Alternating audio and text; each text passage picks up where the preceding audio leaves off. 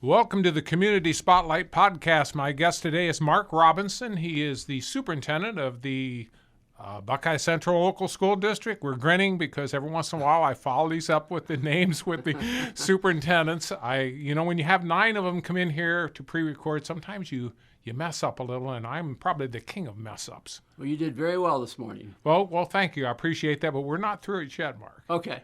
Now, Mark, you've kind of been on a roll. You had COVID for a while, then you had you had a shoulder operation and a knee operation? I had a knee replaced. Oh, okay. I had my left knee replaced in November 10th. Wow. So I was laid up for a little while, and I missed the December podcast. Yeah. So I'm happy to be back. I'm glad to be here so we can tell the community what's going on at Buckeye Central and keep people up to date. And you got a lot of things going on. I know January is normally the organizational meeting, correct? That is true. All right. What happened at that? Well, our organizational meeting, say that a couple of times, right? Yeah. Was on Wednesday, January 10th.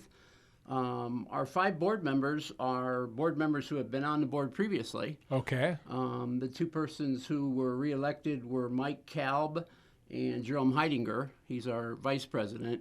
And then we also have Lisa Eichels as our president, Chris Martin, and Adam Dallas.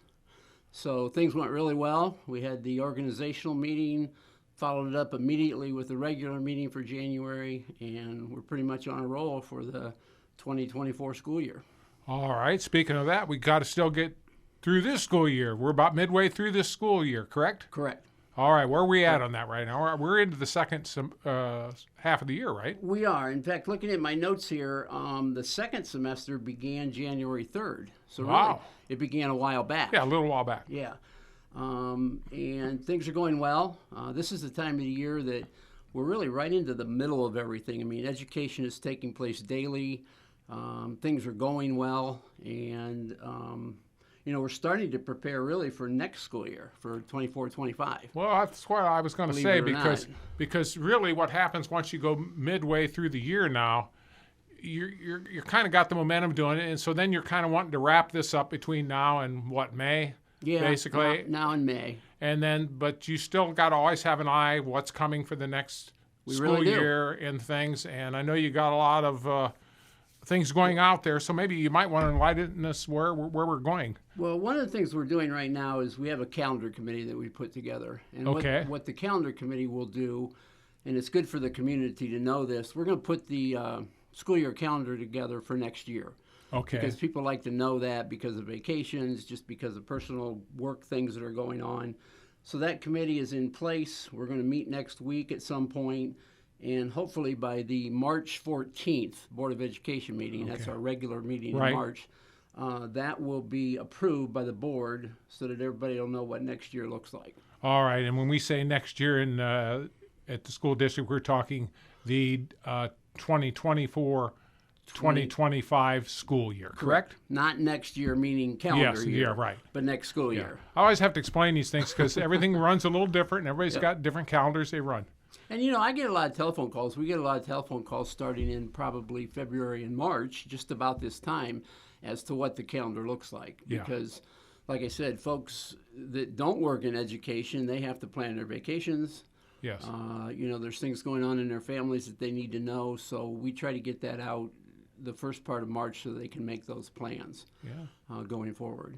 So at the same time, like I said, with education kind of flowing along pretty smoothly, we're looking at some of our summer projects that we need to put together for this upcoming summer, 2024. Yeah, what you got going on here coming up for summer? Well, one thing is we need a new public address system.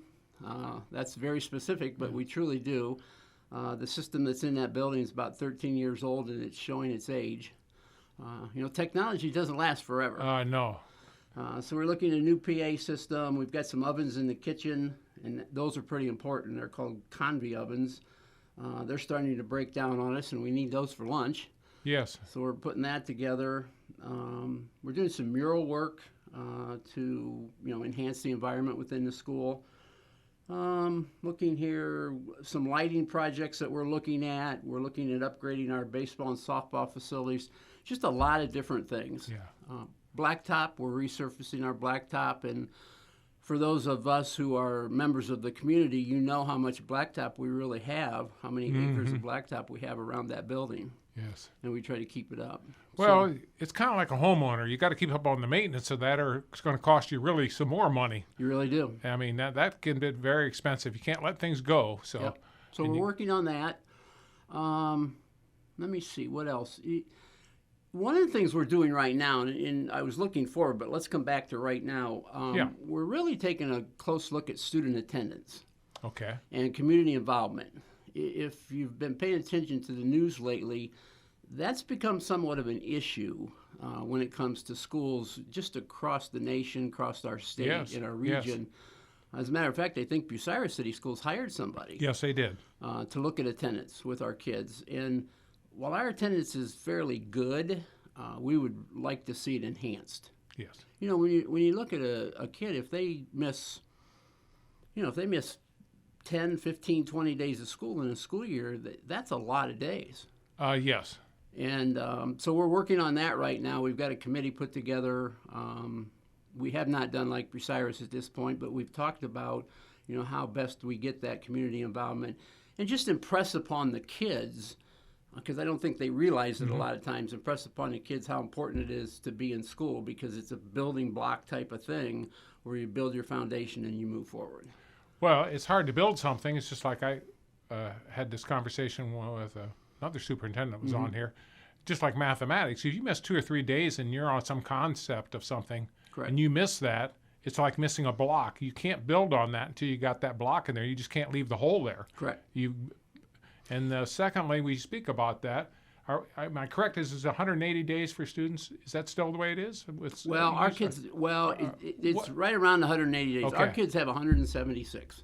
Okay. That's the actual number, is 176. Okay. I was curious. Yep. I remember it used to be 180. The reason I'm saying, because you say you missed 15 days, you're getting up to almost, well, if it was up to 18 to be, or close to there, you're up close to 10%. It's funny to hear you say it, because I was trying to do that mental math when I just said that to Yeah. you. If you miss 15 or 20 Yeah. days, you're up in the double digits when it comes to percent. Now, when is it that they really get it? Does the board have policies or a state policy that says you have to be there so many, or what's the story on No, there this? is a state policy that if you have too many absences, we send letters almost immediately. We start interacting with the parents almost immediately. And at some point, and I don't know the exact number, I know my principals know that, if you get out to 15 or 20 days, which is a lot, That is a lot. the courts become involved at that time. Okay. The Crawford County courts become involved, and the parents and the kids are invited in to say, hey, this has got to slow down. We must slow down. Because then this becomes a truancy issue. Correct. All right. And that's what it is. It's a truancy issue. Now, needless to say, and we talked about my knee replacement in November, needless to say, if it's something like that, we're going to do what we can to provide that information to the kids, Yes, make sure yes. the homework goes back and forth. Right. These are unexcused absences that I'm Yeah. talking about. Yeah. What you're talking about is just people that, quite frankly, they're chronically, Right. they become chronic cases. Right. And you know what's interesting? We're in the winter months, and over the past several weeks, as we all know, this has been an interesting winter. We have days off because of snow, because of ice, because of fog. You name it, it seems like we've had it this year at some point. And those days, we don't like to have those days. And if you compound that with somebody being truant or not going to school, it adds up pretty quickly. Yes. Yes. Very much so. So we are working on that. Like I said, we're looking forward, but we're also doing a lot of things in the present also. Well, Mark, you've given us a lot of information today. I hope so. And One of the things I'd like to yeah. do, if you can I'll give me say- just a minute on this. Absolutely. I was we gonna ask you recognized, anything else. Well, we recognized the board at the beginning. Every time I come in here, when I go walking out, I keep thinking, I really need to recognize our teaching staff and our support staff within the school district. Yes. Our educators at Buckeye Central, they're the people that make the district what it is, make the district a fine district. Together, they make it the special place where kids can learn and we can go forward. And so many times we don't say that enough. Yes. But since it is January, we're recognizing the board. I think that I also need to recognize the staff and say thank you to them. And would ask the community to do the same thing. When they see the staff members, coaches, etc., let them know that we're proud of them and they do good work. Yeah.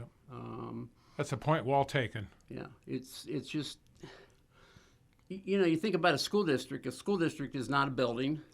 It's not a parking lot. It's not some of the things that I talked about earlier.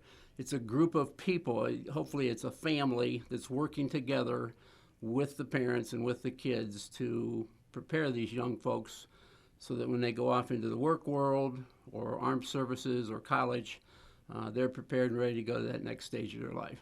Absolutely. Absolutely. So I did want to mention that as I'm here this morning. Well, that's fine. So I guess we have exhausted the possibilities, at least for this podcast, correct? I guess so. All right. I will, because I'm going to have you back on here again fairly soon. Yeah, because I can talk for an hour, but we won't bore the audience with an hour worth of work. So they can't stand 2 minutes of me. And you think you're going to do an hour? No, I'm just teasing. Yeah. You and I, we hit it off very well. I always appreciate having you here. Again, my guest today has been Buckeye Central Local School District Superintendent Mark Robinson. Thanks for being on. Thank goodness that you're on the mend, and I wish everyone the best out in the Buckeye Central Local School District. Thank you, and we'll see you again in February. Yes. See you soon. Thanks much. Yep.